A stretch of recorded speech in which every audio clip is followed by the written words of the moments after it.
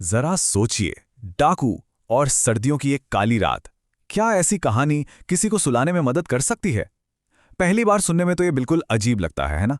लेकिन आज हम इसी अनोखी पहेली को सुलझाएंगे। ये लाइनें दरअसल 1-2 घंटे लंबे YouTube वीडियो की शुरुआत हैं। सोचकर देखिए, एक ऐसी कहानी जिसका मकसद जगाए रखना नहीं, बल्कि गहरी नींद में ले जाना है। और बस इसी शांत, धीमी आवाज से वो पूरा जादू शुरू हो जाता है। तो सवाल ये ही उठता है कि आखिर ये होता कैसे है? आज हम सर्दियों की रात और डाकुओं का डेरा नाम की इस कहानी को परत दर परत खोलकर देखेंगे और ये समझेंगे कि सस्पेंस जैसी चीज नींद लाने में कैसे मदद कर सकती है। तो चलिए शुरू करते हैं। देखिए, किसी भी अच्छी कहानी की जान होता है उसका माहौल। सवाल यह है कि कहानी लिखने वाला वो माहौल बनाता कैसे है? एक ऐसा माहौल जो सुनने वाले को फौरन अपनी दुनिया में खींच ले। सब कुछ टिका होता है एक मजबूत सेटिंग पर। कहानी की शुरुआत में जो पहली तस्वीर हमारे सामने आती है वो है एक सर्द अंधेरी रात की। सर्दियों की रात, ये शब्द सुनते ही कैसा महसूस होता है? एक ठहराव सा है ना, जैसे आसपास की दुनिया एकदम धीमी हो गई हो। पर मजे की बात यह है कि ये माहौल सिर्फ शांत नहीं है, इसमें हल्का सा, बिल्कुल हल्का सा डर भी घोला गया है। जैसे पुराने काले पेड़। ये शब्द एक अजीब सी रहस्यमयी तस्वीर बनाते हैं और यही चीज कहानी को और भी गहरा बनाती है, हमें अपनी तरफ और खींचती है। और बात सिर्फ देखने की नहीं है, कहानीकार बाकी सेंसेस को भी जगाता है। जब वो कहते हैं धुएं की खुशबू, तो सच में लगता है कि वो महक आ रही है। ऐसा फील होता है मानो हम खुद ही उस ठंडी रात में आग के पास जा बैठे हों। और फिर आती है आवाज, हवा का शोर। ये एक तरह से पूरी कहानी का बैकग्राउंड म्यूजिक बन जाता है। तो सोचिए, ठंड, अंधेरा, वो खुशबू और ये आवाज, ये सब मिलकर एक ऐसी असल दुनिया बना देते हैं कि उससे बाहर निकलना ही मुश्किल हो जाए। ठीक है, तो माहौल तो एकदम सेट हो गया, पर सिर्फ माहौल से तो नींद नहीं आती। अब आती है इस कहानी की सबसे जरूरी, सबसे खास टेक्निक, और वो है जानबूझकर समय की रफ्तार को धीमा कर देना। देखिए, नॉर्मली कहानियां क्या करती हैं, वो हमें आगे क्या होगा ये जानने के लिए बेचैन कर देती हैं। पर यहाँ मकसद बिल्कुल उल्टा है। कहानी तेजी से आगे नहीं भागती, बल्कि हर एक पल को लंबा खींचा जाता है। कहानी आगे बढ़ने के बजाय फैलती है, और इसका फायदा, हमारा दिमाग इधर उधर भटकने के बजाय बस उसी पल में टिक जाता है। तो ये धीमी रफ्तार आती कैसे है? 3 तरीकों से। पहला है लंबी लंबी डिटेल्स, कैंप की छोटी से छोटी बात पर फोकस। दूसरा, जानबूझकर लंबे पॉज लेना, खासकर सस्पेंस वाली लाइनों के बाद। और तीसरा, जो यात्री है उसके मन में क्या चल रहा है, उसके डर और ख्यालों को सुनना, बिल्कुल रियल टाइम में। और इन सब टेक्निक्स का नतीजा क्या निकलता है? नतीजा ये है कि एक बहुत ही सिंपल सी कहानी 2 घंटे से भी ज्यादा लंबी हो जाती है। और ये कोई भूल नहीं है, ये जानबूझकर किया गया है, क्योंकि मकसद कहानी खत्म करना है ही नहीं। मकसद तो ये है कि सुनने वाला कहानी खत्म होने से पहले ही सो जाए। अब बात करते हैं कहानी के इंजन की। वो क्या चीज़ है जो इसे चलाती है? और यहीं पर सबसे मज़ेदार, सबसे उलझी हुई बात सामने आती है। ये कहानी सस्पेंस का इस्तेमाल करती है, लेकिन जगाने के लिए नहीं, बल्कि हमारे दिमाग को बस इतना बिजी रखने के लिए कि वो शांत हो जाए। कमाल है ना? कहानी की बुनियाद तो बहुत सीधी सादी है। एक अकेला मुसाफिर है और सामने डाकुओं का एक डेरा। बस ये इतना सस्पेंस पैदा करने के लिए काफी है कि हमारा ध्यान यहां वहां ना भटके। पर ये इतना कम भी है कि हमें कोई टेंशन या घबराहट ना हो। एक तरफ कहानी गांव वालों का डर दिखाती है कि डाकू आएंगे या नहीं, लेकिन फौरन दूसरी तरफ हमें क्या दिखता है कि डाकू तो अपने डेरे में आराम से हंसी मजाक कर रहे हैं। ये जो दूरी है ना, यही तनाव को सेफ बना देती है। मतलब खतरा तो है, पर बहुत दूर। तो कुल मिला के बात यह है कि रिस्क कम क्यों है? पहली बात, खतरा दूर है, एकदम सर पर नहीं। दूसरी बात, हम बस दूर से देख रहे हैं, कोई लड़ाई झगड़ा नहीं हो रहा। तो ये हमारे दिमाग को एक सिंपल सा काम देता है, बस देखो और सुनो। इससे हमारा वो फाइट और फ्लाइट वाला हिस्सा एक्टिवेट ही नहीं होता। तो ठीक है, हमने तीनों चीजें समझ ली, माहौल, धीमी रफ्तार और हल्का फुल्का सस्पेंस। अब देखते हैं कि ये तीनों मिलकर अपना जादू चलाते कैसे हैं। इसे एक रेसिपी की तरह समझिए। धीमी रफ्तार कहानी को फैलाती है, गहरा माहौल उसमें हमें डुबो देता है, और हल्का सा सस्पेंस हमारे दिमाग को भटकने से रोक लेता है। जब ये तीनों चीजें एक साथ मिलती हैं, तब जाके वो एक्सपीरियंस बनता है जो दिमाग को सुकून देता है। अकेले इनमें से कोई भी ये काम नहीं कर सकता। और कहानी के आखिर में एक बहुत पावरफुल मैसेज मिलता है। मुसाफिर को ये समझ आता है कि जिंदगी में कभी-कभी चुप कर देखना और समझना ही सुरक्षा है। ये सिर्फ कहानी का सार नहीं है, बल्कि इस कहानी को सुनने के पूरे एक्सपीरियंस का निचोड़ है। और यहीं पर इस कहानी का असली जीनियस छुपा है। कहानी का थीम और सुनने वाले का अनुभव दोनों एक दूसरे की परछाई बन जाते हैं। बिल्कुल वैसे ही जैसे वो मुसाफिर दूर से सब कुछ देखकर सेफ है, वैसे ही सुनने वाला भी अपने बिस्तर में आराम से सेफ महसूस करते हुए बस कहानी सुन रहा है। पैसिव, ऑब्जर्वेंट और आखिर में पूरी तरह सुरक्षित। तो ये सब हमें एक बड़े सवाल पर लाके खड़ा कर देता है। क्या कोई कहानी एक ही साथ थ्रिलिंग और कामिंग, मतलब रोमांचक और शांत हो सकती है? खैर, ये कहानी तो साबित करती है कि हाँ, बिल्कुल हो सकती है। ये हमें याद दिलाता है कि स्टोरी टेलिंग के नियम शायद उतने भी पक्के नहीं हैं जितना हम सोचते हैं, और शायद सबसे अच्छी कहानियां वही होती हैं जो इन नियमों को तोड़ती हैं। कभी सोचा है कि कुछ कहानियां ऐसी भी होती हैं जिनका मकसद हमें जगाना नहीं बल्कि सुकून देना होता है? आज हम एक ऐसी ही कहानी के दिल में उतरेंगे और ये समझने की कोशिश करेंगे कि कैसे सिर्फ शब्दों से शांति का एक पूरा माहौल बनाया जा सकता है। कहानी की शुरुआत ही इस एक लाइन से होती है, और जरा सोचिए, ये सिर्फ शब्द नहीं है, ये एक पूरा एहसास है। ये लाइन हमें पहले ही पल में बता देती है कि हम किसी बेजान चीज की बात नहीं कर रहे हैं। हम बात कर रहे हैं एक ऐसे गवाह की जिसने एक पूरे गांव को अपनी आंखों के सामने बदलते और जीते हुए देखा है। तो चलिए सबसे पहले यही समझते हैं कि आखिर ये सुकून देने वाली कहानियां होती क्या हैं, इनका मकसद क्या होता है। देखिए, आमतौर पर कहानियों में कोई ट्विस्ट होता है, कोई सस्पेंस होता है, पर इन कहानियों का जादू ही यही है कि इनमें ऐसा कुछ नहीं होता। इनका लक्ष्य दिमाग को उलझाना नहीं बल्कि उसे सुलझाना है, दिन भर की भागदौड़ और तनाव से निकालकर एक शांत जगह पर ले जाना है। अच्छा, तो अब सवाल ये है कि कोई कहानी हमें सिर्फ शब्दों से उस शांत दुनिया में ले कैसे जाती है। आइए उस जादू को समझते हैं जो एक पूरा माहौल बना देता है। कहानी का असली कमाल यहीं छिपा है। ये सिर्फ बताती नहीं बल्कि महसूस कराती है। जरा आंखें बंद करके सोचिए, आप उस गांव में हैं, मिक्की की वो सौंधी सी खुशबू आ रही है, पत्तों की हल्की सरसराहट सुनाई दे रही है और हाथ में चाय की गर्माहट है। यही वो एहसास है जो हमारे दिमाग को बाहरी दुनिया से पूरी तरह काट देता है। अब आते हैं कहानी के बिल्कुल सेंटर पॉइंट पर, वो पुराना आम का पेड़। ये सिर्फ एक बैकग्राउंड का हिस्सा नहीं है, ये इस पूरी कहानी की आत्मा है। कहानी इस पेड़ के लिए एक बहुत खूबसूरत शब्द इस्तेमाल करती है, साक्षी। मतलब एक ऐसा गवाह जिसने न जाने कितनी पीढ़ियों को अपनी छांव में खेलते, बात करते और बड़े होते देखा है। वो सिर्फ एक पेड़ नहीं रह जाता, बल्कि गांव का एक ऐसा हिस्सा बन जाता है जो स्थिरता और अपनेपन का एहसास कराता है।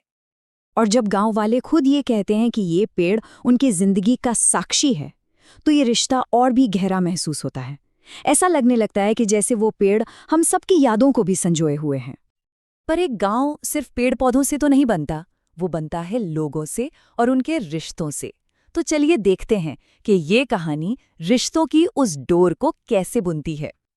यहाँ देखिए, जिंदगी का एक चक्र दिखाया गया है, एक रूटीन, दिन भर का काम और फिर शाम को उसी पेड़ के नीचे सब एक साथ। बच्चे अपनी कहानियां सुना रहे हैं, बड़े अपने अनुभव बांट रहे हैं। इस सादगी में कोई बेचैनी नहीं है, सिर्फ एक गहरा सुकून है, एक भरोसा कि सब कुछ ठीक है। चलिए अब थोड़ा और गहराई में उतरते हैं। ये समझते हैं कि लिखने वाले ने वो कौन सी तकनीकें इस्तेमाल की हैं जो इस कहानी को इतना असरदार बनाती हैं। ये बड़ा दिलचस्प है। ये कहानी हर उस नियम को तोड़ देती है जो हमें अच्छी कहानी के बारे में सिखाया जाता है। जहाँ एक आम कहानी में टेंशन और तेज रफ्तार होती है, वहीं ये कहानी ठहराव और शांति पर जोर देती है। इसका मकसद दिमाग को दौड़ाना नहीं बल्कि उसे आराम देना है। और इस कहानी की एक और खासियत है, खामोशी। लेखक जानबूझकर शब्दों के बीच में जगह छोड़ता है, वो रुकता है ताकि हम सिर्फ सुने नहीं बल्कि उस माहौल को महसूस करें। कभी कभी जो नहीं कहा जाता वो कहे गए शब्दों से भी ज्यादा ताकतवर होता है। तो अब आखिरी और सबसे जरूरी सवाल कि आज की इस तेज रफ्तार दुनिया में एक इतनी सीधी सादी कहानी हमें इतनी क्यों खींचती है? आखिर क्या है इन कहानियों में जो हमें अपनी ओर बुलाता है? शायद जवाब हमारी सोच से भी ज्यादा सरल है। शायद वो जवाब इस एक छोटी सी लाइन में छिपा है, बस ये ही काफी है। ये लाइन हमें याद दिलाती है कि खुशी हमेशा और पाने में नहीं होती, खुशी इस बात को महसूस करने में होती है कि जो हमारे पास है वो काफी है, वो सुंदर है। और इसी एक सवाल के साथ हम आपको छोड़े जाते हैं। क्या आज की इस कॉम्प्लेक्स दुनिया में हम सब कहीं ना कहीं उसी पुराने आम के पेड़ की छांव वाली सादगी को ही नहीं ढूंढ रहे हैं? सोचिएगा जरूर। कभी सोचा है कि कोई कहानी एक ही साथ डरा भी सकती है और सुकून भी दे सकती है? आज हम एक ऐसी ही कहानी की परतों को खोलेंगे और समझेंगे कि लेखक डर और आराम का ये अनोखा जादू बुनते कैसे हैं। तो कहानी की बस ये पहली लाइन यही हमें सीधे उस ठंडी सर्द रात में ले जाकर खड़ा कर देती है। यहीं से उस खास माहौल की नींव रखी जाती है जो इस कहानी की जान है। तो सवाल यही उठता है ना, कि आखिर कोई कहानी एक ही वक्त में डरावनी भी हो और सुकून देने वाली भी? ये कैसे मुमकिन है? चलिए इस स्क्रिप्ट को खोलकर देखते हैं कि ये जादू किया कैसे गया है। देखिए, इस अनोखे एहसास को बनाने की शुरुआत होती है माहौल से। लेखक हमें सिर्फ कोई कहानी नहीं सुना रहे, बल्कि हमारी सारी इंद्रियों मतलब हमारे सेंसेस का इस्तेमाल करके एक पूरी दुनिया बना रहे हैं। एक ऐसी दुनिया जहां आराम और डर साथ साथ चलते हैं। अब यहाँ पर लेखक ने एक बहुत ही चालाक तकनीक इस्तेमाल की है। सोचिए, एक तरफ तो आग के जलने की वो कंफर्टिंग आवाज है और दूसरी तरफ सन्नाटे को चीरती हुई हवा और कुत्तों का भौंकना। इन दो बिल्कुल उल्टी आवाज़ों को एक साथ रखकर एक ऐसा तनाव पैदा किया जाता है जो लगातार बना रहता है।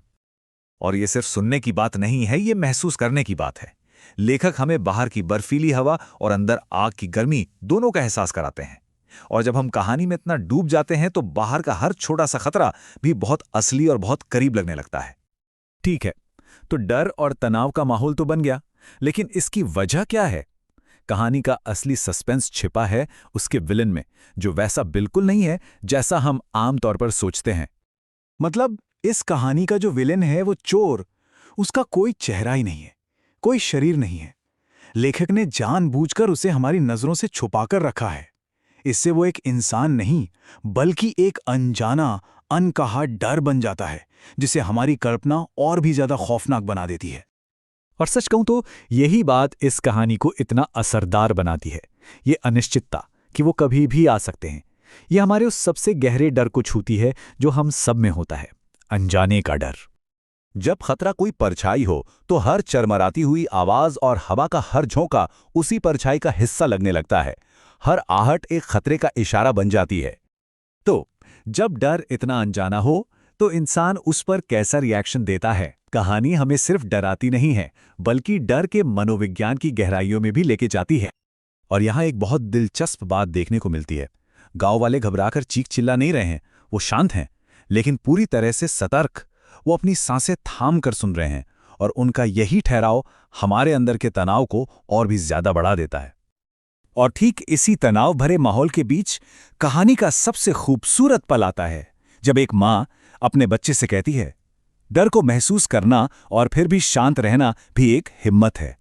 बस ये एक लाइन पूरी कहानी के डर को सुकून में बदलने का रास्ता दिखा देती है। और बस यहीं पर कहानी का वो आरामदायक हिस्सा सामने आता है। ये हमें सिखाती है कि हिम्मत का मतलब डर का न होना नहीं है, बल्कि डर के साथ शांति से रहना है। कहानी उस तनाव के साथ जीना सिखाती है जो उसने खुद पैदा किया है। तो चलिए, हमने माहौल को समझ लिया, डर को भी देख लिया और हिम्मत का मतलब भी जान लिया।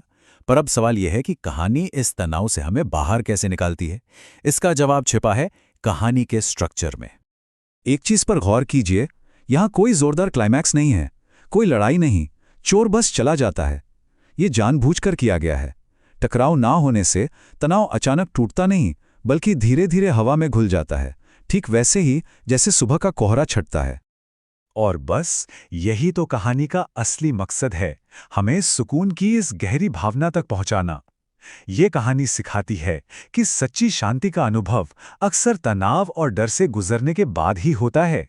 वो सस्पेंस इस सफर का एक जरूरी हिस्सा था। तो आखिर वो कौन सी खास तकनीकें हैं जिनका इस्तेमाल करके लेखक ने डर और सुकून का ये शानदार बैलेंस बनाया? चलिए इन मुख्य बातों पर एक नज़र डालते हैं। सबसे पहले सुरक्षा और खतरे के एहसास को एक साथ मिलाकर तनाव पैदा करना। फिर एक ऐसे विलन को लाना जिसका कोई चेहरा ना हो ताकि हमारी कल्पना जागे। माँ के सबक से हमें एक इमोशनल सहारा देना और फिर बिना किसी क्लाइमैक्स के तनाव को धीरे धीरे कम करना। ये सभी मिलकर हमें सुकून के उस आखिरी एहसास तक ले जाते हैं।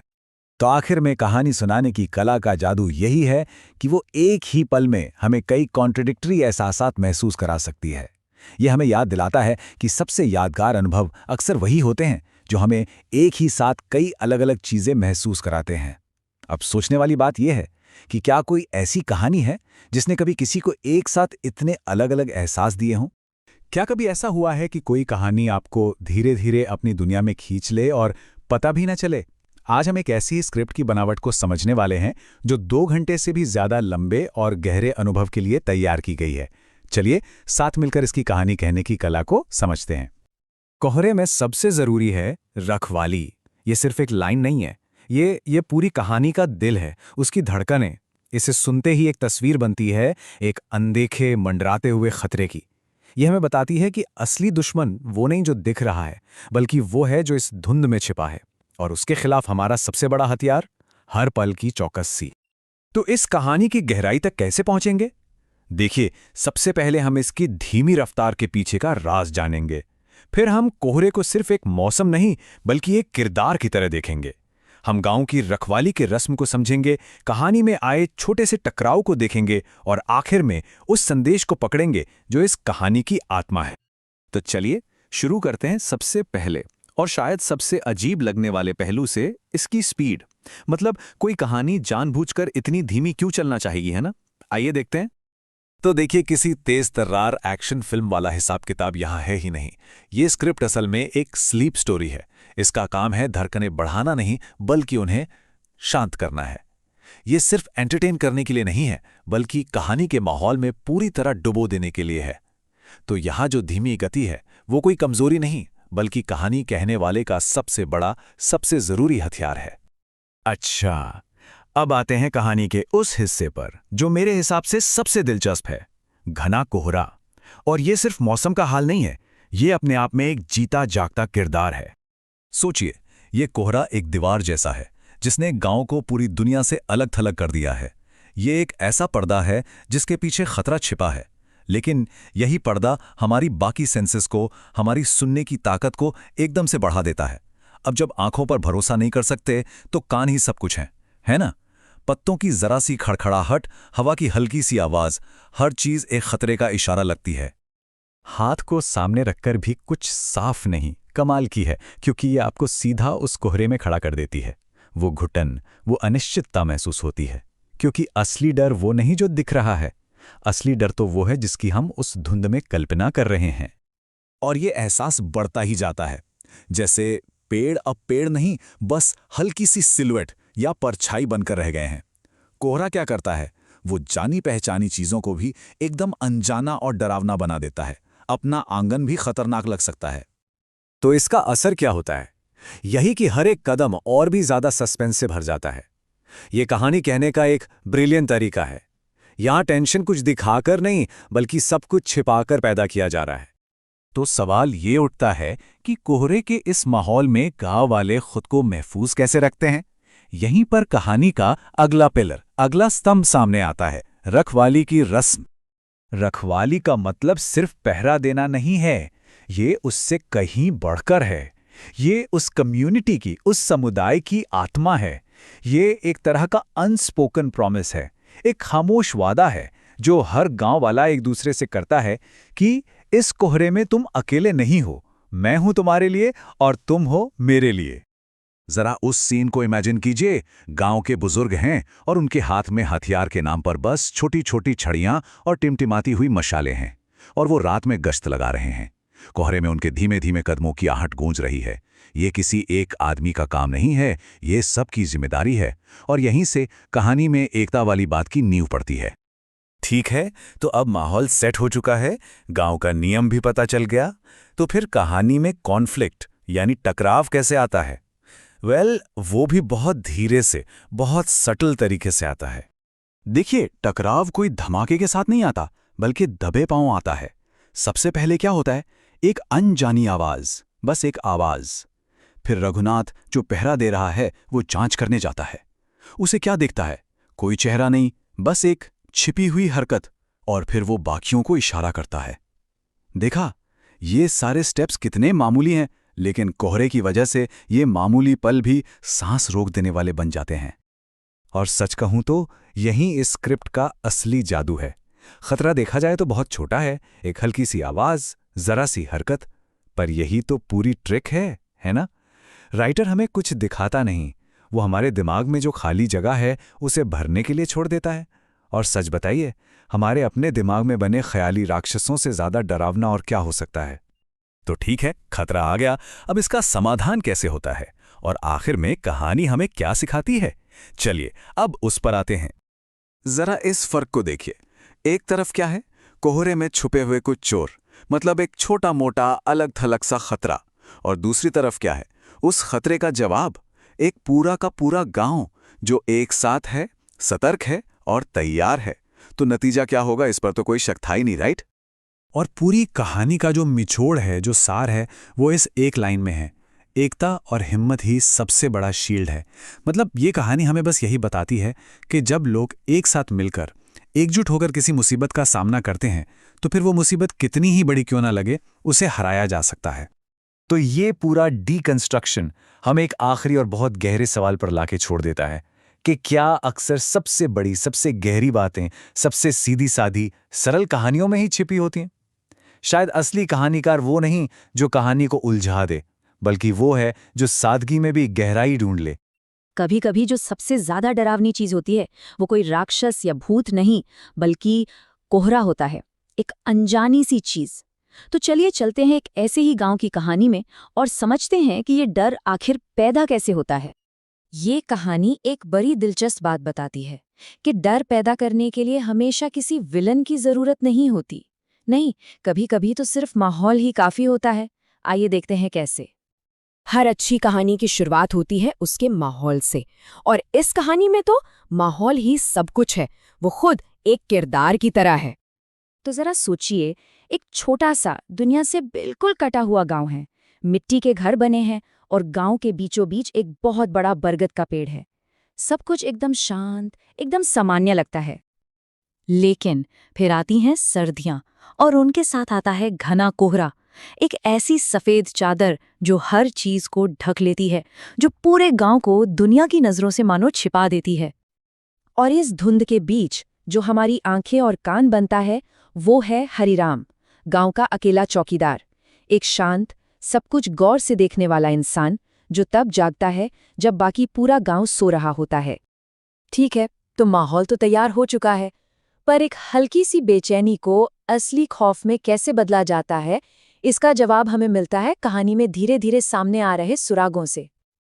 यहाँ कहानी कहने वाले की चालाकी देखिए, वो एकदम से हमें नहीं डराते। नहीं, पहले सूखे पत्तों पर चलने की एक हल्की सी आवाज, फिर गीली मिट्टी में किसी के नंगे पैरों के निशान, और आखिर में खेत के कोने पर एक लंबा हिलता हुआ साया।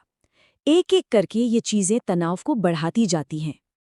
और बस यही एक बात, यही एक शक पूरे गांव में आग की तरह फैल जाता है।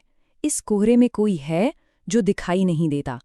ये सिर्फ एक वहम नहीं है, ये एक ऐसा डर है जो अनदेखा होने की वजह से और भी ज्यादा गहरा होता जा रहा है। अब ये डर सिर्फ हरिराम का नहीं रहा, कानाफूसी और चिंता की एक लहर पूरे गांव में फैल गई है। और जब डर एक इंसान से निकलकर पूरे समाज में फैलता है ना, तो वो 100 गुना ज्यादा ताकतवर हो जाता है। और अब हम पहुंचते हैं कहानी के उस मोड़ पर, उस एक रात पर, जहां अब तक का बना हुआ सारा डर और तनाव अपने चरम पर पहुंचने वाला है। सोचिए, रात है और कोहरा इतना घना है कि हाथ को हाथ नहीं सूझ रहा। हवा में एक अजीब सा भारीपन है, ऐसा लग रहा है मानो कुछ बहुत बड़ा होने वाला है और ये माहौल उस टकराव के लिए बिल्कुल तैयार है। और तभी खामोशी टूटती है। किसी के भागने की आवाज आती है और कोहरे में एक साया नजर आता है। वो अनदेखा डर अब एक भागता हुआ निशाना बन गया है और पूरा गांव उसे पकड़ने के लिए उसके पीछे है। पीछा खत्म होता है और अब वक्त है पर्दा उठने का। और यहीं पर कहानी कल्पना और हकीकत के बीच का एक कमाल का फर्क दिखाती है। तो कौन था वो साया? गांव वालों के मन में क्या क्या चल रहा होगा? कोई खतरनाक डाकू, कोई चोर, या शायद कोहरे में भटकता कोई भूत? लेकिन जो सच सामने आया वो इन सब खौफनाक ख्यालों से कहीं ज्यादा साधारण था। और जैसे ही सच सामने आता है, सारा डर, सारा हंगामा मानो एक पल में हवा हो जाता है। कोई लड़ाई नहीं होती, बल्कि डर की जगह ले लेती है समझ और देखभाल, जब गांव वाले उस बुजुर्ग को सहारा देकर उसके घर तक पहुंचाते हैं।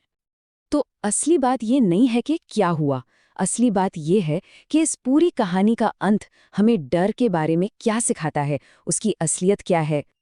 और वो सीख इस एक लाइन में छिपी है कि कभी-कभी डर सच्चाई से बड़ा होता है और सच्चाई अक्सर बिल्कुल साधारण होती है।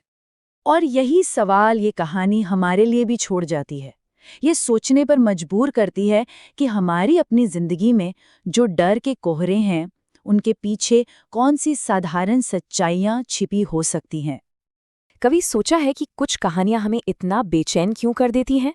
आज हम एक कहानी का विश्लेषण करने वाले हैं, मतलब ये देखने के लिए कि कैसे सिर्फ शब्दों का इस्तेमाल करके डर और सस्पेंस की एक पूरी दुनिया बना दी जाती है। चलिए इस दिलचस्प कला की एक-एक परत को खोलकर देखते हैं। हम देखेंगे कि कैसे कोई कहानी सिर्फ किरदारों से नहीं, बल्कि अपने पूरे माहौल से बात करती है। मतलब वो ठंडी हवा, वो अंधेरी रात, वो अजीब-अजीब सी आवाजें, ये सब मिलकर कहानी को आगे बढ़ाते हैं। हम इस बात पर फोकस करेंगे कि कैसे लेखक हमें कुछ खास महसूस कराने के लिए माहौल को ही एक किरदार बना देता है।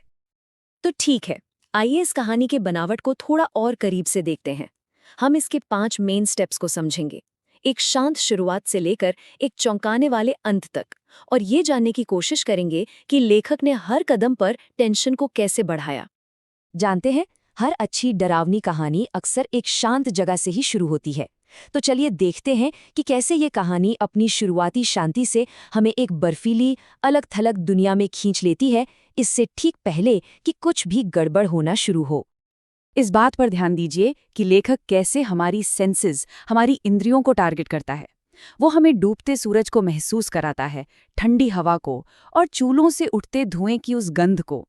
इससे ना एक शांति का झूठा एहसास पैदा होता है, बिल्कुल वैसे ही जैसे किसी बड़े तूफान से पहले की खामोशी होती है। और इसी बर्फीली रात के बीच हमें मिलता है हमारा हीरो गोपाल, जो गांव का चौकीदार है। उसकी जिम्मेदारी है गांव की हिफाजत करना, और ये कड़ाके की ठंड उसके काम को और भी मुश्किल और जरूरी बना देती है। तो अब जब माहौल पूरी तरह से सेट हो चुका है, लेखक टेंशन को बढ़ाना शुरू करता है। अब हम कहानी के उस हिस्से में आ गए हैं जहां छोटी-छोटी अजीब सी घटनाएं गांव की शांति में खलल डालना शुरू कर देती हैं। और यहीं से उठता है वो बड़ा सवाल, आखिर गांव को कौन सता रहा है? ये एक ऐसा सवाल है जो सिर्फ गांव वालों को ही नहीं, बल्कि हमें भी बेचैन कर देता है। और यही तो कहानी के टेंशन का सेंटर पॉइंट है। देखिए कि डर को कैसे धीरे धीरे बढ़ाया जा रहा है। पहले टूटी हुई लकड़ी, फिर वो अजीब पैरों के निशान, और फिर अचानक से एक आवाज। हर घटना अपने आप में छोटी है, लेकिन जब ये सब साथ मिलती हैं तो एक बड़ी अनजानी चीज की तरफ इशारा करती हैं, जो अंधेरे में कहीं छिपी हुई है। और फिर खड़खड़ाहट, सिर्फ एक आवाज, लेकिन सोचिए ये कितनी पावरफुल है। ये एक पल में सब कुछ बदल देती है। ये आवाज हमारे हीरो को और हमें दोनों को ये सोचने पर मजबूर कर देती है कि वहां है कौन। तो अब हम कहानी के उस मोड़ पर पहुंच चुके हैं जहां डर अब सिर्फ एक एहसास नहीं रहा, परछाई सामने आ चुकी है, और अब टकराव तो होकर ही रहेगा। अब ये देखिए कि लेखक कैसे खतरे की भावना को और बढ़ाता है। पहली बार में जो आकृति थी वो झुकी हुई थी, थोड़ी दूर थी, लेकिन दूसरी बार में वो लंबी है, सीधी है और डरावनी लग रही है। मतलब डर अब और पास आ रहा है। और अब कहानी अपनी पूरी रफ्तार पकड़ लेती है। पीछा शुरू हो चुका है। ये उस धीमी शांत शुरुआत से कितना लगे, है ना? अब हर पल में तेजी है और खतरा है। पीछा खत्म हो चुका है और अब वक्त है सच के सामने आने का। टेंशन थोड़ा कम हो रहा है, लेकिन हमारी उत्सुकता, हमारी क्यूरियोसिटी अपने चरम पर है। आखिर ये परछाई थी कौन? यहाँ कहानी का सबसे बड़ा ट्विस्ट आता है, डर बनाम हकीकत। गांव वालों ने क्या क्या नहीं सोचा, कोई चोर है, डाकू है या शायद कोई भूत प्रेत है। लेकिन सच्चाई तो कुछ और ही निकली, कुछ बहुत ही मानवीय और दुखद। वो परछाई असल में कोई खतरा थी ही नहीं, वो तो एक जाना पहचाना चेहरा था। तो रहस्य का जवाब था हरीलाल, गांव का ही एक बीमार आदमी। उसकी नींद में चलने की आदत ही इन सभी अजीब घटनाओं की वजह थी और अचानक सब कुछ समझ में आने लगता है। डर की जगह अब सहानुभूति ले लेती है। तो जब सच सामने आ गया तो फिर क्या हुआ? चलिए कहानी के आखिरी हिस्से पर नजर डालते हैं, जहां डर खत्म होता है और एक बहुत जरूरी सबक सीखने को मिलता है। ये ग्राफ देखिए, ये अपने आप में पूरी कहानी कह देता है। हमारा डर अक्सर कितना बड़ा होता है और असलियत में खतरा कितना छोटा, कहानी हमें यही दिखाती है। और आखिर में कहानी हमें इस एक विचार के साथ छोड़ जाती है, डर सच से बड़ा होता है। ये एक ऐसा सबक है जिसे गांव वालों ने बड़ी मुश्किल से सीखा। गोपाल की लगन की वजह से गांव का डर समझ और राहत में बदल गया। गांव में एक बार फिर शांति लौट आई, लेकिन इस बार गांव वाले थोड़े और समझदार हो गए थे। तो एक मामूली सी कहानी इतनी पावरफुल कैसे बन जाती है? शायद इसलिए कि ये हमें हमारे अपने डरों के बारे में कुछ सिखाती है। यह हमें याद दिलाती है कि कभी-कभी सबसे डरावने राक्षस तो हमारे अपने मन में ही होते हैं। सोचने वाली बात है ना? कभी-कभी कुछ कहानियां ऐसी होती हैं ना, जो सिर्फ पढ़ी या सुनी नहीं जाती, बल्कि महसूस की जाती हैं। आज हम एक ऐसी ही कहानी की बनावट को समझने वाले हैं, जिसका नाम है धुंध और सरगोशियां। इसमें हम ये देखेंगे कि कैसे एक लेखक सिर्फ अपने शब्दों के दम पर डर का एक पूरा माहौल खड़ा कर देता है और फिर उसी डर को एक बहुत ही गहरे मानवीय संदेश में बदल देता है। तो चलिए शुरू करते हैं ये सफर। कहानी की शुरुआत ही देखिए इन शब्दों से होती है। कुछ ऐसी आहटें थीं जो सिर्फ महसूस होती थीं। ये पहली लाइन ही हमें बता देती है कि ये कहानी सिर्फ देखने या सुनने वाली नहीं है, बल्कि इसे तो बहुत गहरे तक महसूस करना होगा। यहीं से एक अनिश्चितता का बीज बो दिया जाता है, जो आगे जाकर पूरी कहानी पर छाने वाला है। किसी भी अच्छी डरावनी कहानी की जान होता है उसका माहौल, और इस कहानी का पहला हिस्सा कोहरे की दुनिया हमें एक ऐसी जगह ले जाता है जहां माहौल सिर्फ एक बैकग्राउंड नहीं, बल्कि कह सकते हैं कि एक जीता जागता किरदार है जो कहानी के हर पल को कंट्रोल करता है। जरा कल्पना कीजिए, रात के 10 बज रहे हैं, चारों तरफ घना कोहरा है, इतना घना कि उसने सितारों को, पेड़ों को, यहाँ तक कि हाथ में पकड़ी टॉर्च की रोशनी तक को निगल लिया है। और इस सब के बीच एक अकेला किसान रघुवीर खेतों की रखवाली कर रहा है। देखिए लेखक कैसे इन छोटी छोटी डिटेल से अकेलेपन और एक अनजाने खतरे का पूरा कैनवस तैयार कर देता है। और फिर रघुवीर खुद सोचता है, आज तो कोहरा भी जैसे जागा हुआ है। बस इन शब्दों के साथ ही कोहरा सिर्फ मौसम का एक हाल नहीं रह जाता, वो एक जिंदा सोचने वाली ताकत बन जाता है। एक ऐसा किरदार जो देख रहा है, सुन रहा है और शायद किसी चीज का इंतजार कर रहा है। तो माहौल तो अब तैयार हो चुका है, अब बारी है रहस्य को और भी गहरा करने की। इस दूसरे भाग में अंधेरे में सरगोशियां हम देखेंगे कि लेखक कैसे आवाज़ों और परछाइयों की परतें जमाकर हमारे दिलों में डर पैदा करता है। देखिए डर सिर्फ अकेलेपन से नहीं आता, कहानी में एक और चीज जोड़ी जाती है, अफवाहें। गांव में बातें हो रही हैं कि हाल में कुछ चोरियां हुई हैं और एक अजीब सा अजनबी है जिसे सिर्फ कोहरे में ही देखा गया है। ये अफवाहें रघुवीर के मन में डर का पहला बीज बोती हैं और हमारे मन में भी। अब ये देखिए कि लेखक कितनी होशियारी से डर को धीरे धीरे बढ़ाता है। एकदम से कुछ नहीं होता, सब कुछ एक एक करके। पहले दूर कहीं सूखी पत्तियों की हल्की सी खड़खड़ाहट, फिर सांस लेने की एक धीमी सी आवाज जो इतनी पास से आती है कि बेचैनी होने लगती है, और उसके बाद धुंध से अचानक एक लंबा ठहरा हुआ साया उभरता है और फिर पलक झपकते ही गायब। मतलब हर एक पल के साथ तनाव बढ़ता ही चला जाता है। और यहीं पर कहानी हमें एक सवाल के साथ अकेला छोड़ देती है। रघुवीर के साथ खेतों में कौन है या क्या है? इस पल में डर और जिज्ञासा दोनों ही अपने चरम पर होते हैं। हम जवाब जानना चाहते हैं, भले ही वो कितना भी डरावना क्यों न हो। हर कहानी में एक मोड़ आता है जहां सारे रहस्य खुल जाते हैं। तीसरा भाग, साएं की पहचान, वही पल है। यहाँ अब तक जो भी तनाव बनाया गया था वो एक ऐसे सच से टकराता है जिसकी हमने शायद कल्पना भी नहीं की थी।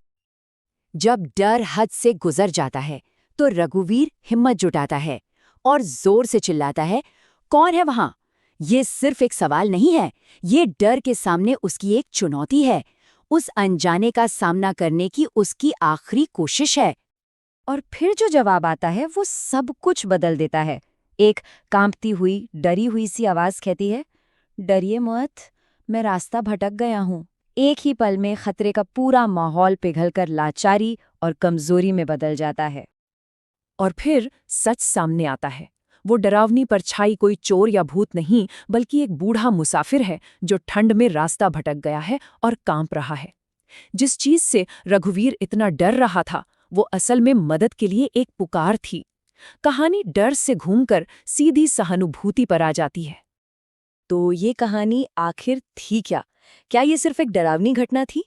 नहीं।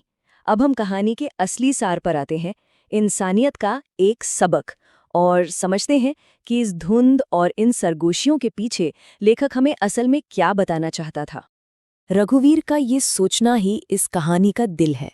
कभी कभी कोहरा डराता तो है, पर कभी कभी किसी को मिलाने भी आ जाता है। ये लाइन कितनी खूबसूरती से दिखाती है कि एक ही सिचुएशन डर भी पैदा कर सकती है और जुड़ाव भी। सब कुछ बस हमारे देखने के नजरिए पे निर्भर करता है। ये कहानी हमें दो बिल्कुल उल्टी ताकतों को दिखाती है। एक तरफ है डर, जो हमें अनजान चीजों से अलग थलग कर देता है और हमें सबसे बुरा सोचने पर मजबूर करता है। और दूसरी तरफ है इंसानियत, जो हमें एक दूसरे के करीब लाती है और हमें जोड़ती है।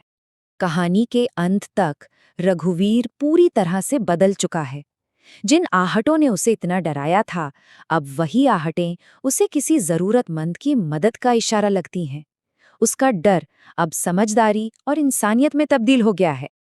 तो आखिर में ये कहानी हमें एक बहुत गहरे सवाल के साथ छोड़ जाती है कि हमारे अपने डर आखिर कौन सी परछाइयां बनाते हैं। कितनी ही बार ऐसा होता है ना कि हम किसी चीज को गलत समझ बैठते हैं सिर्फ इसलिए क्योंकि हम उसे जानते नहीं। शायद सबसे बड़ा राक्षस तो हमारे अपने मन में बैठा डर ही है। इस पर सोचने की जरूरत है। क्या एक साधारण सी लगने वाली कहानी हमें डर और हमदर्दी के बारे में कुछ बहुत गहरा सिखा सकती है? आज हम कोई कहानी सुन नहीं रहे, बल्कि एक कहानी की परतें हटाकर ये देखने वाले हैं कि आखिर सस्पेंस कैसे बनाया जाता है और फिर उसे एक मजबूत संदेश देने के लिए कैसे तोड़ा जाता है। तो चलिए सीधे शुरू करते हैं।